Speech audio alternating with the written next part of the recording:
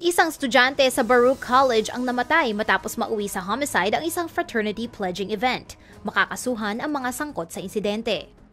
30 miyembro ng Pi Delta Psi fraternity sa Baruch College sa New York City ang nagbunta sa isang retreat sa Poconos.